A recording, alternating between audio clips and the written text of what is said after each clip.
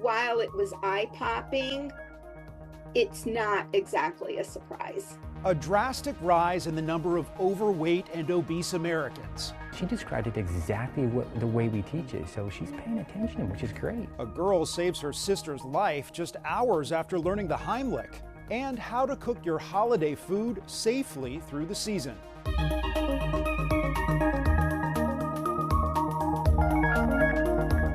Welcome to Eye on Health, where we focus on stories that affect your physical and mental well-being. I'm Bradley Blackburn.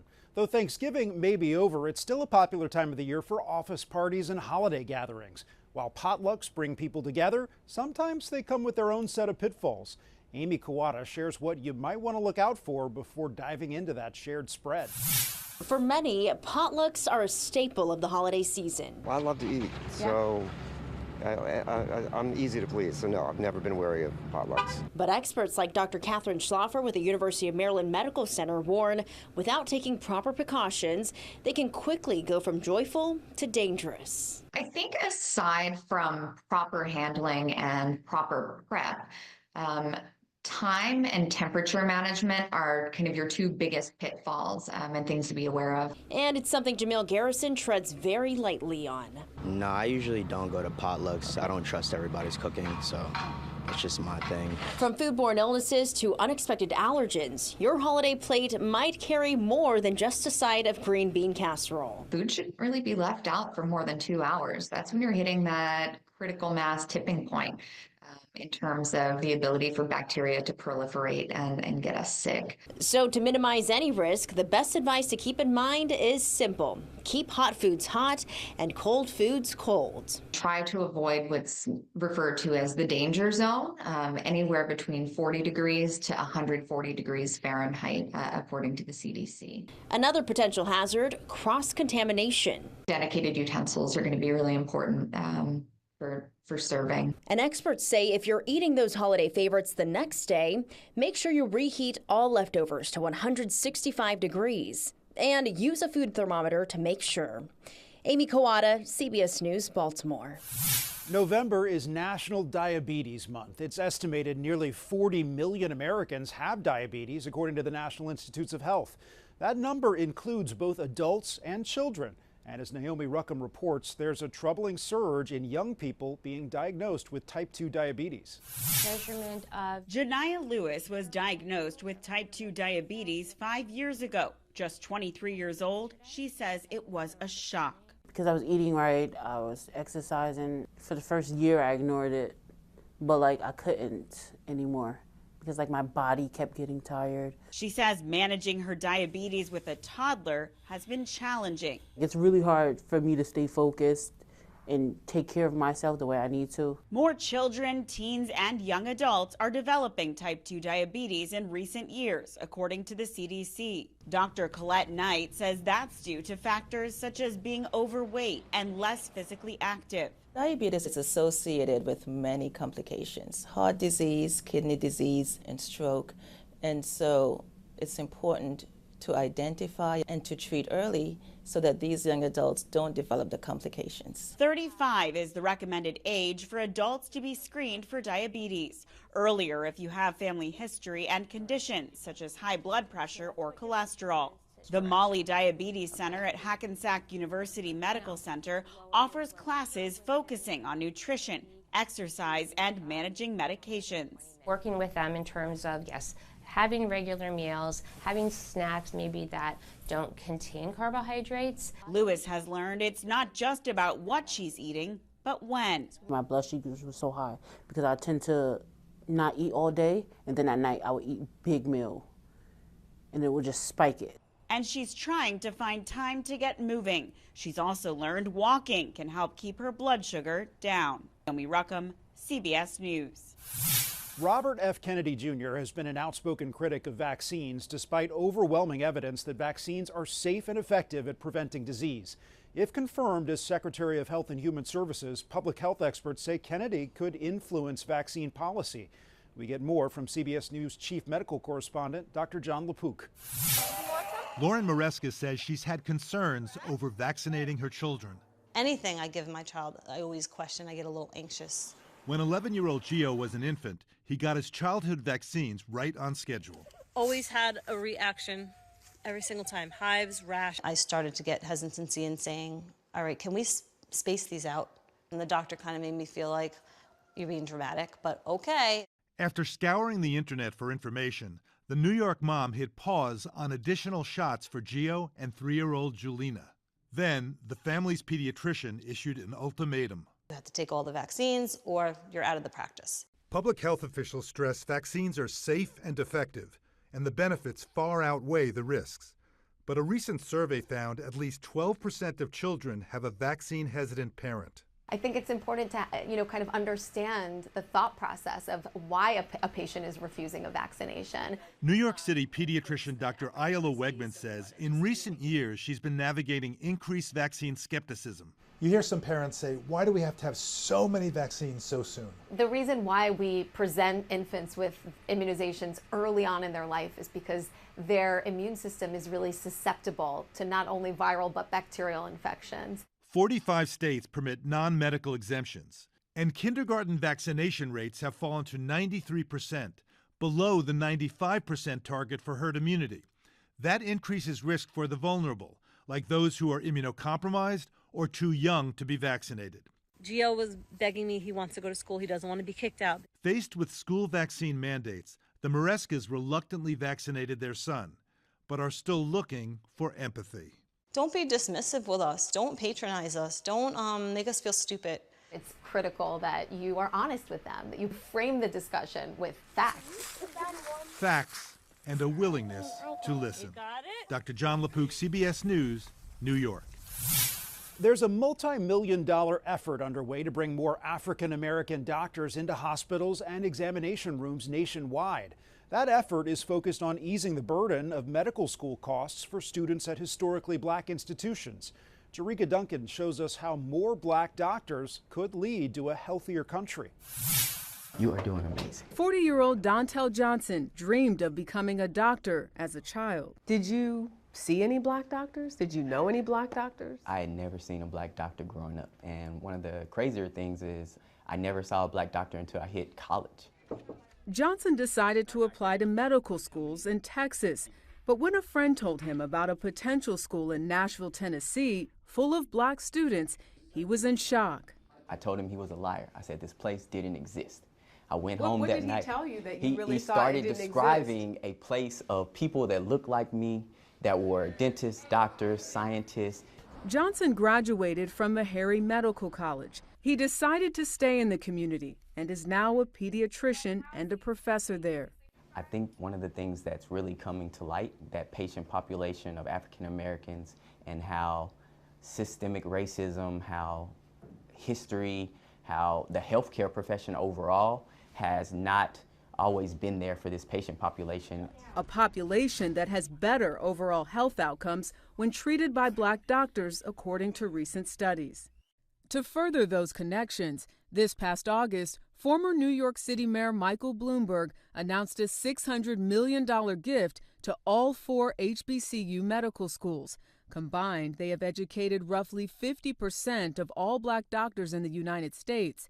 Currently, African Americans make up about 14% of the population, but represent a little more than 5% of doctors. Having a black healthcare professional raises all the boats. Dr. Valerie Montgomery Rice is president of Morehouse School of Medicine in Atlanta. How does that uplift everyone? First of all, it's going to allow us to educate and train more black and brown physicians, and it's going to allow those students to have more choice in where they want to practice and to be less burdened with debt.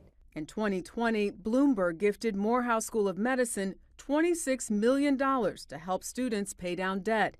Resident physician Jamil Joyner received $100,000. It not only says we believe in black doctors, it says we believe in black institutions and how they will play a role in changing healthcare for black individuals. For Dr. Dontel Johnson, more investment in black doctors is needed. When we partner with African American physicians and we put them in communities, we actually see less strokes, we see less hypertension in the community, we see less obesity. Healthier communities, a healthier nation. Jerika Duncan, CBS News, Nashville, Tennessee. Coming up, making weight loss drugs more affordable and why one doctor is hopeful despite troubling obesity numbers.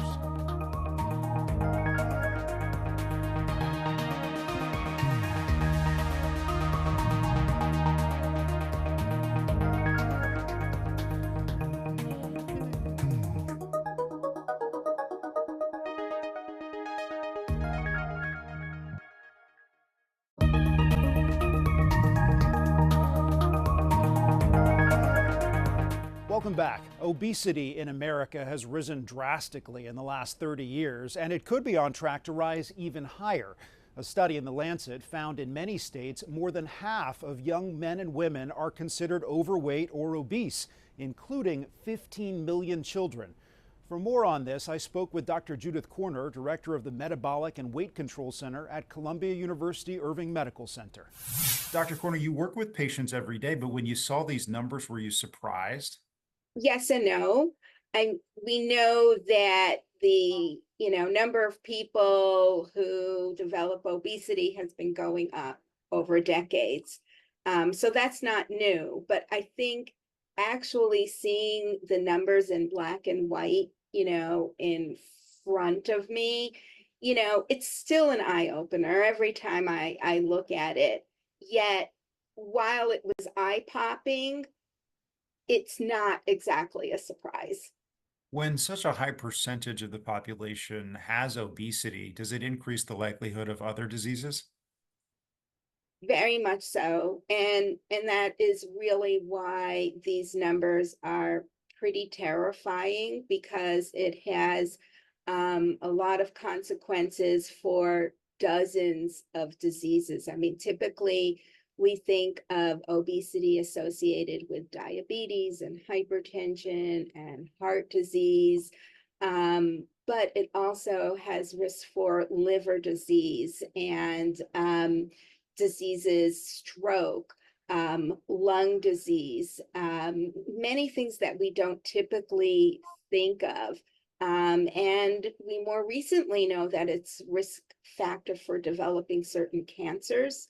How do you stay positive about this, doctor, when this is your life's work to help patients solve this problem?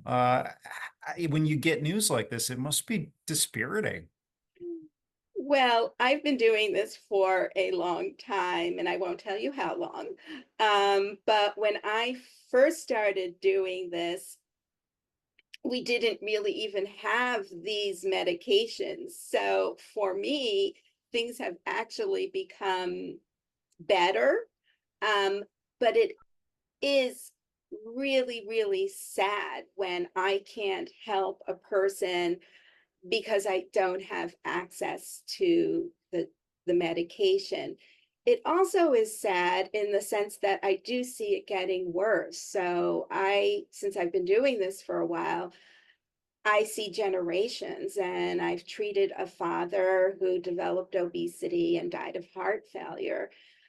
His daughter developed obesity much sooner and had surgery in her late 20s. And her daughter, his granddaughter, came in at age of 5 and already had obesity. So I see it through the generations, and I see it worsening. And, that is saddening. However, I see the field overall, at least now, developing tools where we can help people. And as we learn about the signals that regulate body weight, which are coming in the brain, we're able to target the disease in a better, more effective way. So you have hope that even as this problem gets worse, according to the numbers, this is still something that we can solve. Yes, I do have faith. We address many, many other problems, and I think we just need to have more research, more funds, more people working on this issue. Thank you, Dr. Judy Corner with Columbia University Irving Medical Center. Thank you for your time. My pleasure. The Biden administration wants to require Medicare and Medicaid to cover weight loss medications for obesity treatment. even for people who do not have an underlying medical condition like diabetes or heart disease. The agency would reinterpret a federal law that bans coverage of those drugs, though it's unclear if the Trump administration would continue this policy. Currently, out-of-pocket costs put the drugs out of reach for many. Mark Strassman shows us what happened when one state government tried to pitch in to cover its workers. Hillary Swisher, newly slim, has climbed past a lifelong struggle. She has been big since she was little. I was trying not to get bigger. If I show you this person. Yeah, that's not me. I look at that person now and who I am now, and I don't see me there. Weight loss injectables have exploded in popularity. An estimated 15.5 million Americans have reported using them. In January, when I took my first shot, my official weight was 236.6. And you lost how much? I am down to 170.2. So a total of over 27% of my body weight lost. In 2020, West Virginia launched a pilot program to subsidize the drugs for public employees. Teachers, city workers, law enforcement officers, all eligible. Swisher qualified for the program through her husband. Her copay, $25 a month, and it worked. These medicines are absolutely a game changer. Dr. Laura Davison directs the weight management programs at the West Virginia University Health System. It oversees care for hundreds of patients in this pilot program. They never really realized how much their body was fighting them with weight loss until they had a tool that helped that. This class of medications, called GLP-1s, can cost more than $1,000 a month out of pocket. In March, the state insurance agency funding the West Virginia program announced it was over. Not enough supply and too expensive. This is all of the medication I have left. Swisher started rationing her remaining medication. She takes a shot every 2 weeks instead of one. Every time I take a shot, I calculate in my head how much I have left. The supply will eventually run out. Oh, absolutely. And that terrifies me. I don't know what's going to happen. Swisher says it feels cruel. She's suddenly craving hope. Mark Strassman, CBS News in Morgantown, West Virginia. After the break, the life-saving skills one girl learned and then put to use quickly, and the importance of strength training late into life.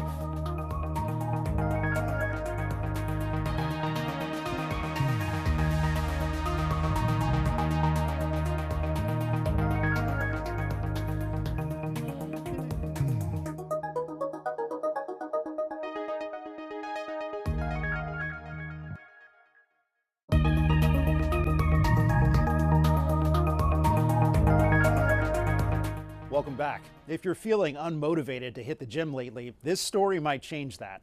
Marielle Mose introduces us to one woman who proves it's never too late to get strong. Big belly breath in. This cross-generational pairing lift each other up. And whenever we train, it just makes my day. I picked the right person.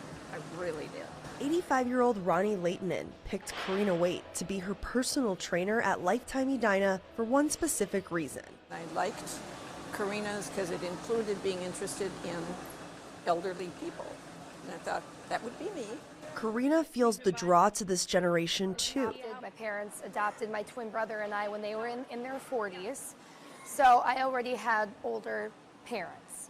So seeing them, like, as I age and they age, and just kind of, that was a big part. Like, how can I help them age so they can stay around longer for my life? So I'm just gonna apply resistance. I want you to do a curl. Ronnie comes to Karina for knowledge, to learn how to properly strength train, determined to stop a common cause of aging. I was diagnosed with osteoporosis, which really made me mad because I thought I was doing all the right things. I was exercising and I was, eating right, but after menopause, it's very common. Lifting weights specifically helps strengthen bones, and in Ronnie's case, slow down her chronic disease. Putting impact on the bone can help the bone repair. She's testing the limits of that impact. Done. You just PR'd. Lifting a personal best while the cameras were rolling. I really understand what they're doing is keeping us healthy enough we're not using the doctors in the hospitals as much. Building up her muscles has become Ronnie's new medicine. Marielle Mose, CBS News. A Cleveland mother says she's grateful to be alive after surviving one of the deadliest types of brain aneurysm. Danya Backus has her story. Julianne Smith is thankful to do things we often take for granted with her husband and 3 daughters. I'm regaining my strength back. I try to walk 3 miles a day. I've gotten back into yoga. It's been almost a year since the 38-year-old collapsed in her kitchen after suffering a grade 5 aneurysm, one of the deadliest types. She was eventually life-flighted to the Cleveland Clinic. I went through multiple brain surgeries. I was placed in a medically induced coma. And when they brought me out of that coma, I just remember looking at my neurosurgeon so perplexed, like, how did this happen to me? She had some of the most severe brain swelling that I've seen. Surgeon Dr. Nina Moore and her team had to remove a large portion of Julianne's skull in order to allow her brain to swell. It was kept frozen for a month and eventually reattached. It was kind of a photo finish getting her to the OR on time to get that bone off. If we had taken too much longer, I don't think she would have survived. Blood vessels can start spasming from being irritated from the blood from the initial hemorrhage. And so she needed another very intense procedure to expand the blood vessels so that she wouldn't have a large stroke. She spent 2 months in the hospital. Intensive physical therapy, learning how to walk again, a lot of speech therapy because I was on the ventilator for so long. Julianne says Thanksgiving is her favorite holiday. I'm so grateful to God that I'm alive, and I mean, sitting around our big Thanksgiving table is going to be extra special this year. Celebrating life with her family. Danya Backus, CBS News. When it comes to medical emergencies, a survey from Ohio State University Wexner Medical Center found most Americans aren't prepared to jump in. Just 51% of respondents say they can do hands-only CPR. 49% can stop a life-threatening bleed, and about 56% can help a choking victim. Our final story shows how important it is to know these skills. J.D. Miles reports on the 12-year-old girl who took a class and just hours later saved her younger sister's life. It was a normal day for 12-year-old Ari Agramont and her sister Suri. They were preparing to walk their dogs outside their McKinney home on November 2nd when the 8-year-old started choking. She did the motions, like cough down, but no air was coming out, so I got scared.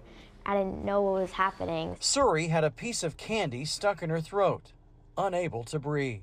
So I was just like pressing against, and then I did it once, just pressing against, and then I remembered to scoop, and I did it twice, and that the third time it came out. Ari applied the Heimlich maneuver on Suri. I was like, oh my gosh, she actually could have died. And possibly saved her sister's life. It's a skill that she had learned only hours earlier in a babysitting training class sponsored by the McKinney Fire Department with help from Baylor Scott and White nurses. I wanted to babysit. I've been wanting to babysit, but I kind of wanted to find a reason for parents to trust me with their kids. You should be so proud. McKinney's mayor and city council honored Ari with an award in front of her proud parents. Even though if you do have that training, not everybody has that ability to just stay calm and react and do something. When she was describing the technique that she was using, she described it exactly the way we teach it, so she's paying attention, which is great. 2 young girls bound by sisterhood can continue to grow up together, all because one of them knew what to do in an emergency.